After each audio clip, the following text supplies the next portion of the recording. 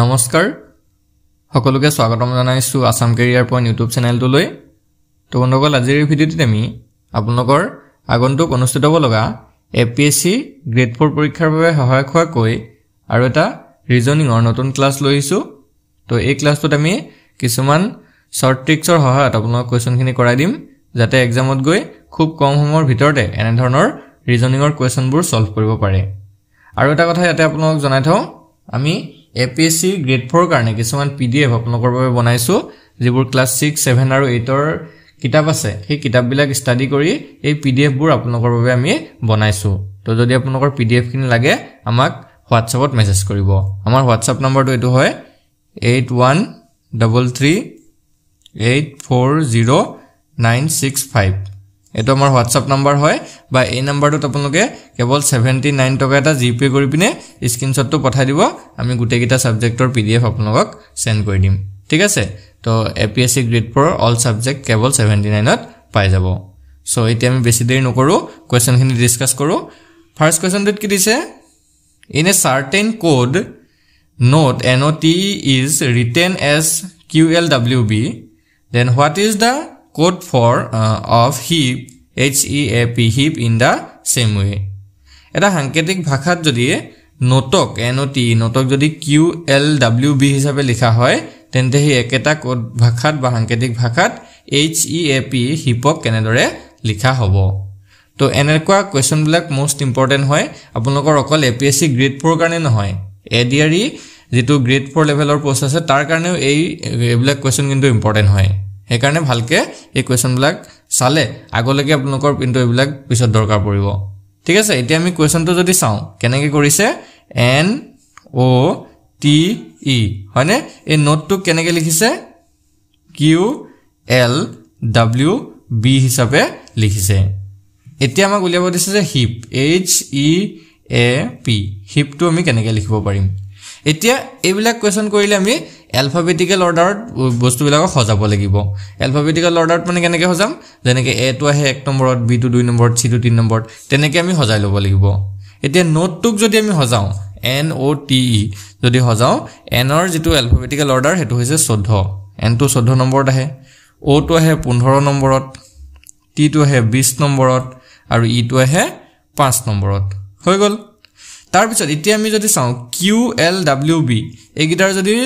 number গিটা চাও Q টো আহে 17 নম্বৰত এল টো আহে 12 নম্বৰত ডব্লিউ টো আহে 23 নম্বৰত আৰু বি টো আহে 2 নম্বৰত ঠিক আছে এতিয়া আমি এই সংখ্যা গিটা ভালকে চাম 14 ৰ পৰা কি হৈছে 17 হৈছে তো 14 ৰ পৰা যদি 17 হয় কি হৈছে -3 হৈছে মানে 14 ৰ লগত এক সেকেন্ড 14 ৰ লগত 3 প্লাস 3 হৈছে 14 ৰ লগত যদি 3 যোগ কৰো তেতিয়া 17 হয় তাৰ পিছতে আমি যদি চাও 15 ৰ পৰা কি হৈ গৈছে কি 12 হৈছে তো 15 ৰ পৰা 12 কেতিয়া হ'ব -3 কৰিলে 12 হ'ব হয়নে ন 15 ৰ লগত 3 যোগ কৰিলে 12 হ'বগে 20 ৰ পৰা কি হৈছে 23 হৈছে তো ইয়াতো কি হৈছে +3 হৈছে 20 21 22 23 আকৌ 5 ৰ পৰা কি হৈছে 2 হৈছে ইয়াত কি হৈছে -3 হৈছে তো আমি সিৰিজটো দেখিছো যে যেটো আমাৰ ট্ৰিক্স এপ্লাই হৈছে হেতু হৈছে যে প্ৰথমতে +3 তাৰ পিছত আকৌ -3 তাৰপা আকৌ +3 আকৌ -3 ঠিক একেদৰে আমি হিপৰ যেটো এলফাবেটিক্যাল অৰ্ডাৰ আছে এলফাবেটিক্যাল অৰ্ডাৰত সজাই তাৰ পিছত +3 -3 +3 -3 কৰিলে আমাৰ যেটো আনসাৰ ওলাব লগা আছে হেতু ওলাই যাবগে এতিয়া আমি হিপটোক যদি সজাও কিমান আহিব চাওক এইচ টো আহে 8 নম্বৰত ই টো আহে 5 নম্বৰত এ 1 নম্বৰত আহে পি আহে 16 নম্বৰত তো এতিয়া প্ৰথমতে +3 তাৰপা -3 তাৰপা আকৌ +3 এক সেকেন্ড +3 আকৌ -3 তো 8 ৰ লগত 3 যোগ কৰিলে এটো হৈ যাবগে 11 5 ৰ পৰা 3 যোগ কৰিলে 2 1 ৰ লগত 3 যোগ কৰিলে 4 16 ৰ পৰা 3 যোগ কৰিলে 13 এতিয়া 11 2 4 13 এই গিটা নম্বৰত যি লেটাৰ আহে হেগিটা বহুৱালে হৈ যাব তো 11 নম্বৰত আহে কে 2 নম্বৰত আহে বি 4 নম্বৰত আহে ডি আৰু 13 নম্বৰত আহে এম তো আমাৰ যেটো উত্তৰ ওলাই লাগে এটো হ'বগে কে বি ডি এম অপচনৰ কোনটোত আছে অপচন এ আছে অপচন এ টো হৈ যাব শুদ্ধ উত্তৰ বুজি পাইছে তো এনেকুৱা ধৰণৰ কোৱেশ্যন বিলাক কিন্তু পৰীক্ষাত আহে প্ৰতিটো পৰীক্ষাতে এইবিলাক কোৱেশ্যন পাব হে কাৰণে ভালকে মনত ৰাখি থলে হ'ল বা নোট কৰি লব আপোনালোকে নোট কৰিছে চাগে নোট কৰি তাৰ পিছত এইবিলাক ৰিভাইজ কৰিব পাৰিব ঠিক আছে তো আগবঢ়ো নেক্সট কোৱেশ্যনটোলে নেক্সট কোৱেশ্যনটো কি দিছে What should come next in the following letter series based on English alphabet ইংৰাজী বৰ্ণমালাৰ ওপৰত ভিত্তি কৰি তলৰ আখৰৰ শৃংখলাত ইয়াৰ পিছত কি আহিব লাগে এতিয়া এটা ইয়াতে লেটাৰ সিৰিজৰ কোৱেশ্চন দিছে প্ৰথমতে সি ই এ আছে তাৰ পিছত আই কে জি তাৰপা অ কিউ এম ইয়াৰ পিছত কোৱেশ্চন মাৰ্কৰ ঠাইত কি আহিব হেতু আমাক উলিয়াব দিছে তো এই কিটাটো আমি হিহঁতৰ এলফাবেটিক্যাল অৰ্ডাৰত সজাই ল'ব লাগিব তো সি প্ৰথমতে আছে কি সি ই এ তাৰ পিছত কি আছে আই কে জি তাৰ পিছত আছে অ কিউ এম হয়নে এতিয়া আমি যদি চাও সি টো আহে 3 নম্বৰত ই আহে 5 নম্বৰত এ আহে 1 নম্বৰত ঠিক তাৰ পিছতে আই টো আহে 9 নম্বৰত কে আহে 11 নম্বৰত জি আহে 7 নম্বৰত অ আহে 15 নম্বৰত কিউ আহে 17 নম্বৰত আৰু এম টো আহে 13 নম্বৰত এতিয়া আমি ভালকে নম্বৰবিলাক চাব লাগিব তো প্ৰথমতে প্ৰথমৰ নম্বৰ কিটা গুটেই ওয়াৰ্ড কিটাত আমি প্ৰথমৰ নম্বৰ কিটা যদি চাও সব ইয়াত 3 আছে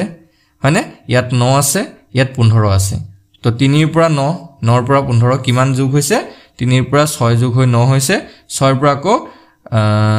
9 ৰ পৰা আকৌ 6 যোগ হৈ পিনে 15 হৈছে হয় নহয় যে প্ৰথম গুটেই কিটাতে কি হৈ যোগ হৈ গৈছে 6 যোগ হৈ গৈছে তো এতিয়াও 15 লগত আকৌ কি যোগ হ'ব 6 যোগ হ'ব তো 15 লগত যদি 6 যোগ হয় এটো হৈ যাবগে 21 হল 15 লগত 6 যোগ হৈ কিমান হলগে 21 হলগে ঠিক আছে তাৰ পিছৰ সংখ্যা কিটা যদি আমি চাও 5 আছে ইয়াত আছে 11 ইয়াত আছে 17 ইয়াতো 5 ৰ পৰা 11 সেম 6 যোগ হৈছে 11 ৰ পৰা 17 আকৌ 6 যোগ হৈছে এতিয়া 17 ৰ পৰা আকৌ কি হ'ব 6 যোগ হ'ব হয় না নহয় তো 17 লগত যদি আমি 6 যোগ কৰি দিও এটো লাগে 23 হৈ গল সেম ইটোটো চাওক 1 7 13 1 ৰ পৰা 7 6 যোগ হৈছে 7 ৰ পৰা 13 6 যোগ হৈছে এতিয়া 13 ৰ পৰা আকৌ 6 যোগ হ'বগে তো 13 ৰ লগত যদি আমি 6 যোগ কৰি দিও এটো হৈ যাবগে 19 বুজি পাইছে 19 হ'ব এতিয়া আমাৰ যেটো উত্তৰ ওলাব হেতু 21 নম্বৰ লেটাৰটো 23 নম্বৰ লেটাৰটো আৰু 19 নম্বৰ লেটাৰটো হ'ব তো 21 নম্বৰত কি আহে ইউ 23 নম্বৰত আহে ডব্লিউ আৰু 19 নম্বৰত আহে এস ইউ ডব্লিউ এস এটো হ'বগে আমাৰ উত্তৰ ঠিক আছে ইউ ডব্লিউ এস অপচন কোনটোত আছে অপচন ডি ত আছে অপচন ডি টো হৈ যাব শুদ্ধ উত্তৰ বুজি পাইছে চাগে সকলো এতিয়া এনে ধৰণে কিন্তু আনসাৰ বিলাক মানে ৰিজনিংৰ কোৱেশ্চন বিলাক আহে সো এইবিলাক ইম্পৰ্টেন্ট কোৱেশ্চন হয় ভালকে মনত ৰাখি থলে হল এতিয়া আমি নেক্সট কোৱেশ্চনটোলৈ আগবাঢ়ো কি কৈছে যদি পূৰণ মানে হৰণ বিয়োগ মানে পূৰণ হৰণ মানে যোগ আৰু যোগ মানে বিয়োগ হয় তেন্তে 2 বিয়োগ 10 হৰণ 12 পূৰণ 8 যোগ 1 ইয়াৰ মানটো কিমান হ'ব তো এই কোৱেশ্চনটো এটা খুব ইন্টাৰেষ্টিং কোৱেশ্চন হয় আৰু এটো কৰোতেও বহুত ভাল লাগে কিন্তু যদিহে অলপ খেলিমেলি হৈ যায় তে কিন্তু উত্তৰটো নলাগে তো মই প্ৰথমতে আমাৰ এই যেটো সমীকৰণ বা আমাৰ ইকুৱেশ্যন দি থৈছে এটো চাও 2 বিয়োগ 10 হৰণ 12 এটো ব্ৰেকেটৰ ভিতৰ দি আছে তাপা পূৰণ 8 আৰু যোগ 1 দি আছে এতিয়া ইয়াৰ মানটো উলিয়াব লাগে এতিয়া আমি চাও প্ৰথমতে 2 বিয়োগ 10 আছে না তো বিয়োগৰ ঠাইত আমি কি লিখিম বিয়োগৰ ঠাইত কত গল এটো বিয়োগ মানে আমি পূৰণ লিখিম ঠিক আছে বিয়োগ মানে কি পূৰণ তো যতে বিয়োগ দেখিম তাতে পূৰণ লিখি দিম তো এতিয়া 2 পূৰণ 10 হল তাৰ পিছত আছে হৰণ হৰণ মানে কি আমি চাও এতিয়া হৰণ মানে হৈছে যোগ হলনে তো হৰণৰ ঠাইত আমি কি লিখি দিম যোগ লিখি দিম তো এটো যোগ 12 হৈ গল ব্ৰেকেটটো আমি ব্ৰেকেট ভাগে ৰাখিম ব্ৰেকেট অতৰাবলে নোৱাৰো তাৰ পিছত আছে পূৰণ 8 এতিয়া পূৰণ মানে কি পূৰণ মানে হৈছে হৰণ তো পূৰণৰ ঠাইত আমি কি লিখি দিম হৰণ হৈ গল তাৰ পিছত আছে যোগ 1 এটা যোগ মানে কি আছিল যোগ মানে আছিল বিয়োগ তেতিয়া আমি 8 বিয়োগ 1 লিখি দিম এতিয়া ইয়াৰ ভ্যালুটো যদি আমি উলিয়াবলৈ যাও প্ৰথমতে ব্ৰেকেটৰ খিনিয়ে সলভ কৰিম তো 2 10 গুণ 20 যোগ 12 তাৰ পিছত আহিলে হৰণ 8 বিয়োগ 1 এটা বদমাছ ৰুলটো যদি আমি এপ্লাই কৰো 8 ৰ পৰা 1 আপোনালোকে বিয়োগ কৰিব নোৱাৰিব কাৰণ আগতে হৰণটো কৰিছাম তো 12 আৰু 20 যোগ কৰিলে 32 হ'ব এফালে হৰণ 8 আৰু বিয়োগ 1 এটা 8 যদি 32 হৰণ কৰো 8 32 হৰণ 8 4 গুণ 32 এটো 4 হ'ব বিয়োগ 1 হ'ব আৰু 4 ৰ পৰা 1 গুচি গলে এটো থাকিব 3 তো আমাৰ যেটো উত্তৰ ওলালেগে হেতু থাকিলেগে 3 অপচন সি টো হৈ যাব শুদ্ধ উত্তৰ বুজি পাইছে চাগে এতিয়া এনে ধৰণে আমি কোৱেশ্চন বিলাক সলভ কৰিব লাগিব এই কোৱেশ্চনটো যদি দিয়ে আৰু খুবেই ভাল লাগে কোৱেশ্চন বিলাক কৰি অকল তো মানে জানিলে হৈ গল কেনেকৈ কৰিব লাগে এতিয়া বুজি পাইছে চাগে এতিয়া নেক্সট এনেকুৱা ধৰণৰ কোৱেশ্চন আহিলে পাৰিব সকলোৱে তো এতিয়া আগবাঢ়ো নেক্সট কোৱেশ্চনটোলে নেক্সটত কি দিছে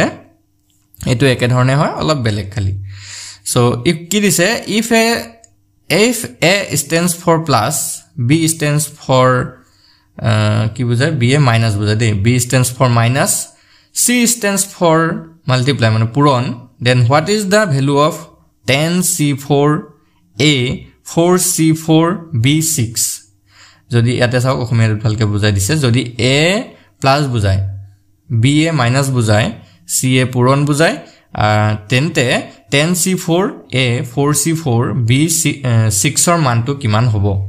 মানে যতে আমি A দেখিম তেতিয়া তাতে প্লাস লিখি দিম যতে B দেখিম তাতে মাইনাস লিখি দিম আৰু যতে C দেখিম তাতে আমি পূৰণ লিখি দিম হৈ গল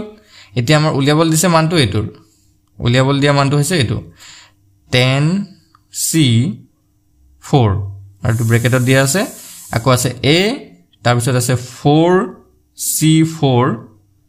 তাৰ পিছত B6 হৈ গল এতিয়া 10C4 আছে C ৰ জাগাত আমি কি লিখিম পূৰণ তো এটো হ'বগে 10 * 4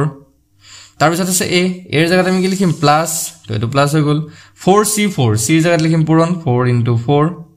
তাৰ পিছত B ৰ জাগাত লিখিম মাইনাস আৰু 6 হৈ গল তো 10 * 4 = 40 যোগ 4 * 4 = 16 বিয়োগ 6 তেতিয়া 40 * 16 যোগ কৰিলে 56 বিয়োগ 6 56 পাছ হৈ গলগে 50 তো আমাৰ যেটো ওলাব লগা উত্তৰ হেতু হৈ গলগে 50 অপচন ডি টো হৈ যাব ইয়াতে শুদ্ধ উত্তৰ বুজি পাইছে সাগে একদম ইজি কোৱেশ্চন হয় এবিলাক আপোনালোকৰ বেছি সময় নালাগে ঠিক আছে এবিলাক কোৱেশ্চন কৰিবলৈ আপোনালোকৰ বেছি টাইম নালাগে এক্সামত গৈ খুব কম সময়ৰ ভিতৰতে সলভ কৰি থৈব পাৰিব খালি ভালকে চাই লব আৰু ক্যালকুলেশনটো কৰোতে সদায় ধ্যান দিব ক্যালকুলেশনটোতে বহুতৰ ভুল হৈ পিনে উত্তৰটো নলাগে বা ভুলকে উত্তৰ ওলাই যায় সো এই কাৰণে ক্যালকুলেশনটোত ভালকে ধ্যান দিব এতিয়া আমি নেক্সট কোৱেশ্চনটো চাও কি কৈছে chair is related to carpenter তেতিয়া চেয়াৰৰ লগত যদি কাৰ্পেন্টাৰ ৰিলেটেড হয় সেম লজিকত বা সেম মেথডত কোনটো ৰিলেটেড হৈ আছে মেডিসিন ডক্টৰ নে ৰেডিঅলজিষ্ট গ্ৰাছ গাৰ্ডেনাৰ নে ব্ৰিজ ইঞ্জিনিয়াৰ তো এতিয়া আমি ইয়াৰ ৰিলেশনটো যদি ভালদৰে চাও চেয়াৰ আৰু কাৰ্পেন্টাৰ ইহঁতৰ মাজত কি সম্বন্ধ আছে চেয়াৰ মানে আছে চকী আৰু কাৰ্পেন্টাৰ মানে আছে মিস্ত্ৰী তো আমি জানো যে চকী কোনে বনায় মিস্ত্ৰীয়ে বনায় কাঠ মিস্ত্ৰীয়ে বনায় হয় নহয় এতিয়া সেম মেথড সেম লজিকত আমি চাব লাগিব যে চকী এটা কাঠৰ সামগ্ৰী হয় আৰু হেতু কাঠ মিস্ত্ৰীয়ে বনায় সো ইয়াত যদি আমি চাও মেডিসিন ডক্টৰ তো মেডিসিন তো কি ডক্টৰে বনায় জানো নবনায় ৰেডিঅলজিষ্ট কি ৰেডিঅলজিষ্টে বনায় জানো নবনায় গ্ৰাছ গাৰ্ডেনাৰ ঘাঁহখিনি জানো বনায় গাৰ্ডেনাৰে মানে মালিয়ে হেতু নবনায় এটা আছে ব্ৰিজ ইঞ্জিনিয়াৰ তো এটোৱে কাৰেক্ট আনসাৰ হ'ব ব্ৰিজ তো কি হয় ইঞ্জিনিয়াৰে বনায় বা আমি ক'ব পাৰো যে ইঞ্জিনিয়াৰৰ তত্ত্বাৱধানতে বনে হল মেইন কামবিলাক তো ইঞ্জিনিয়াৰে চাই ন বাকি তো লেবাৰে কাম কৰে কিন্তু সোৱাচিটা তো ইঞ্জিনিয়াৰে কৰে সো ইয়াৰ ভিতৰত অপচন ডি টো কাৰেক্ট আনসাৰ হ'ব বুজি পাইছে নেক্সট আৰু এটা ক্লক যদি টাইম হয় তেতিয়া হলে থাৰ্মোমিটাৰ কি হ'ব ক্লকৰ সৈতে টাইমটো যেনেকৈ ৰিলেটেড হৈ আছে থাৰ্মোমিটাৰৰ লগত কোনটো সেম মানে ওয়েট ৰিলেটেড হ'ব তো আমি ক্লক মানে কি ঘড়ীত আমি কি কৰো সময় চাও টাইম চাও এই থাৰ্মোমিটাৰত আমি কি চাও মানে থাৰ্মোমিটাৰ কি জুখু তো এটো হৈছে অপচন সি টেম্পাৰেচাৰ ঠিক আছে থাৰ্মোমিটাৰত আমি কি জুখো উষ্ণতা জুখো ঠিক আছে নেক্সট তো চাও কি কৈছে in each of the following questions select the word which is different from the other three words তলৰ প্ৰতিটো প্ৰশ্ন যেটো শব্দ আন তিনটা শব্দতকৈ পৃথক হেতু বাছি উলিয়াব দিছে তো চাৰিটা অপচন দি আছে ন এই চাৰিটা অপচনৰ ভিতৰত তিনটাৰ কেনেবাকে ধৰণে মানে মিল আছে এটা তাতে অমিল আছে সেই অমিলটো বাছিব দিছে আমাক বুজিছে নে অমিলটো বাছিব দিছে তো ইয়াতে আমি যদি চাও ট্ৰি আছে ষ্টেম আছে ৰুট আছে আৰু লিফ আছে তো ভালকে যদি মন কৰে ষ্টেম ৰুট আৰু লিফ এই তিনিওটাই মানে কাণ্ড হিপা আৰু পাত এই তিনিওটাই কি হয় গছৰে এটা অংশ হয় আকৌ এক্সট্ৰাকে গছটো দি থৈছে ন সো ইয়াতে অপচন এ টো কাৰেক্ট আনসাৰ হ'ব মানে গছটো অমিল হয় বাকি তিনিওটাই গছৰে অংশ হয় কিন্তু গছটো তো ডাইৰেক্ট গছৰ অংশ নহয় ন সেই কাৰণে এই তিনটা পৰা ট্ৰেটো অমিল হয় বুজি পাইছে নহয় এনে ধৰণৰ প্ৰশ্ন কিন্তু আহে পৰীক্ষাত আৰু এটা চাও নেক্সট তো কি দিছে আৰ্থৱৰ্ম ফিশ এমিবা লিজাৰ্ড মানে আৰ্থৱৰ্ম মানে কেঁচু মাছ এমিবা আৰু জেঠি এইকেইটাৰ মাজত কোনটো অমিল হয় তো ইয়াৰে ভিতৰতে অপচন সি টো কাৰেক্ট আনসাৰ এমিবা কাৰণ বাকি কিটা বহুকুখী জীৱ অকল এমিবাটোহে কি হয় এককুখী জীৱ হয় বুজি পাইছা না বাকি গুটেই কিটা কেঁচু মাছ আৰু জেঠি গুটেই কিটা বহুকুখী জীৱ অকল এমিবাটোহে এককুখী জীৱ ইয়াত সেই কাৰণে ইয়াতে এমিবাটো অমিল হল নেক্সট কি কৈছে select the correct option that indicates the arrangement of the following words in a logical meaningful order নিম্নলিখিত শব্দবোৰৰ যুক্তি আৰু অৰ্থপূৰ্ণ শৃংখলাৰ বিন্যাস বুজোৱা শুদ্ধ বিকল্পটো বাছি উলিয়াব দিছে এতিয়া ওয়াৰ্ড কিটা কি দিছে প্ৰথমতে ফলাফল তাৰ পিছতে ভোট গ্ৰহণ পোলিং তাৰপৰা শপত গ্ৰহণ কেম্পেইনিং তাৰ পিছত নমিনেশন এতিয়া আমি যদি চাও এটা ইলেকশনৰ কথা ইয়াতে দিছে মানে নিৰ্বাচনৰ এটা আমাৰ ৰিলেটেড ওয়াৰ্ড কিছুমান দি থৈছে এতিয়া এই ওয়াৰ্ড গিটাক আমি মিনিংফুল অৰ্ডাৰত সজাব লাগে মানে প্ৰথমতে কোনটো আহে তাৰ পিছত কোনটো হেখত কোনটো আহে এনেকৈ আমি সজাব লাগিব সো আমি যদি চাও প্ৰথমতে কি হয় ফলাফলটো দিয়ে ভোট গ্ৰহণ নহয় শপত গ্ৰহণ নহয় প্ৰচাৰো নহয় মনোনয়ন পত্ৰ হয় প্ৰথমতে নমিনেশন দিব ন প্ৰথমতে নমিনেশন পুৰোৱা হয় তো একদম 5 নম্বৰত প্ৰথমতে আহিলে মনোনয়ন পত্ৰ দাখিল কৰাৰ পিছতে কি হয় প্ৰচাৰ অভিযান চলে গুটে গাঁৱে গাঁৱে বা চহৰে প্ৰচাৰ অভিযানটো চলোৱা হয় যে ভোট দিব লাগে বুলি সো এটো কেম্পেইন তো এতিয়া তাৰ পিছতে আহি গল এটো প্ৰচাৰ অভিযানৰ পিছত কি হয় ভোট গ্ৰহণ হ'ব ৰিজাল্ট ফলাফলৰ বা শপত গ্ৰহণৰ আগত কি হ'ব ভোট হ'ব মানে আমি যেটো ইলেকশন বুলি কওঁ হল তো ভোট গ্ৰহণটো আহি গল এতিয়া 2 নম্বৰ তাৰ পিছতে ভোট গ্ৰহণৰ পিছত ফলাফল ওলাব ফলাফলটো 1 নম্বৰত তো এতিয়া ফলাফল আহিলে আৰু ফলাফলৰ পিছত লাষ্টত কি কৰিব শপত গ্ৰহণ কৰিব জিনজনে জিকিব তেও শপত গ্ৰহণ কৰিব সো এটো হ'ব অৰ্ডাৰ 54213 কোনটো অপচন আছে 54213 অপচন এ আছে অপচন এটো হ'ব মিনিংফুল অৰ্ডাৰ বুজি পাইছে তো এনে ধৰণে আমি শব্দগিটাক মিলাই পিনে তাৰ পিছত এটা অৰ্ডাৰ হজাব লাগিব বুজি পালে তো আগবঢ়ো নেক্সট কোৱেশ্চনটোলে আৰু এটা কোৱেশ্চন আছে ইয়াতে ভালকে চাব ইয়াতে মিনিংফুল অৰ্ডাৰতে হজাব দিছে খালি শব্দগিটা বেলেগ দিছে কি শব্দ দিছে গছ পুলি গাঁত খন্দা গছ ফল আৰু ফুল তো এইগিটাক যদি আমি চাও এটা গছৰ মানে ৰুৱাৰ পৰা গছ পুলি ৰুৱাৰ পৰা ফললৈকে আমাৰ এটা মানে শব্দবোৰ দি থৈছে তো এইখিনি হজাব লাগে ভালকে তো প্ৰথমতে তো আমি গাঁত খান্দিব লাগিব গছ পুলি ৰুবলে তো গাঁত খন্দাটো প্ৰথমতে আহিলে গাঁত খন্দাৰ পিছত কি হ'ব গছ পুলিটো আমি ৰুম হয়নে তো এটো 2 ৰ পিছত 1 আহিলে গছ পুলিটো ৰুলু তাৰ পিছতে ৰুৱাৰ পিছত গছ পুলিটোৰ পিছত কি হ'বগে হেজুপা গছ হ'বগে তো এটো 3 আহিলে 2 1 3 তাৰ পিছত তাত কি হ'ব গছজোপা তেতিয়া ডাঙৰ হ'ব তাত ফুল লাগিব প্ৰথমতে ফুল লগাৰ পিছতে ফল আহিব তো ফুলটো ক'ত আছে এটো 5 তো এটো ফুল আহিলে আৰু ফুলৰ পিছত লাষ্টত গৈ ফল হ'বগে 4 তো এটো অৰ্ডাৰ আছে নেকি 2 1 3 5 4 2 1 3 5 4 এটো বি আছে বি অপচনটো ইয়াতে কাৰেক্ট আনসাৰ হ'ব বুজি পাইছে বি অপচনটো কাৰেক্ট হ'ব ঠিক আছে প্ৰথমতে তো গাঁতে খানিম ন গাঁত খন্দাৰ পিছত গছ পুলি লগাম তাত গছ পুলি লগোৱাৰ পিছত সেই গছ পুলিটো ডাঙৰ হৈ গছ হ'বগে তো 3 নম্বৰত গছ আহিলে তাৰ পিছত ফুল হ'ব গছজোপাত ফুল লাগিব তাৰ পিছতহে গৈ পিনে ফল লাগিব গছজোপাত ঠিক আছে যদিহে ফলৰ গছ থাকে তো এইটো অৰ্ডাৰে আমাৰ কাৰেক্ট হ'ব সো বন্ধুসকল আজি ভিডিওত আমি একেটা কোৱেশ্চন ডিসকাস কৰিলো যদি আপোনালোকৰ কোৱেশ্চন কিটা ভাল লাগে ভিডিওটো এটা লাইক কৰি দিব আৰু চেনেলটো সাবস্ক্ৰাইব কৰি ল'ব কাৰণ এক্সামৰ আগলৈকে আমি আপোনালোকৰ প্ৰিপাৰেচন কৰাই থাকিম অকল এপিএসসি গ্ৰেড 4 বুলিয়ে নহয় বাকি Assam police ADRE grade 3 grade 4 বা যেটো আসাম পুলিচ এসআই আছে বা আসাম গভৰ্ণমেন্টৰ যিকোনো এক্সামৰ কাৰণে ডিএছএছ ডিএমএ বিলাক সকলো এক্সামৰ প্ৰিপাৰেচন আমাৰ চেনেলটোত কৰাই আছো আৰু যদিহে আপোনালোকৰ পিডিএফ বিলাক লাগে সব সাবজেক্টৰ বা সব এক্সামৰে পিডিএফ আপোনালোকে পাই যাব তো এতিয়া এপিএসসি পিডিএফ খিনি কেৱল 79 ত দি আছো ইমান কম মূল্যত কোটো আপোনালোকে নাপায় ঠিক আছে তো 79 ত কেৱল আপোনালোকে এপিএসসি গ্ৰেড 4 গুটেখিনি সাবজেক্টৰ পিডিএফ পাই যাব তো এইটো আমাৰ WhatsApp নম্বৰ হয় 8133840965 এটো WhatsApp নম্বৰ হয় এটোত মেসেজ এটা কৰি 79 টকা পে কৰি পিনে এপিএসসি গ্ৰেড 4 গুটেখিনি সাবজেক্টৰ পিডিএফ লৈ ল'ব পাৰিব ধন্যবাদ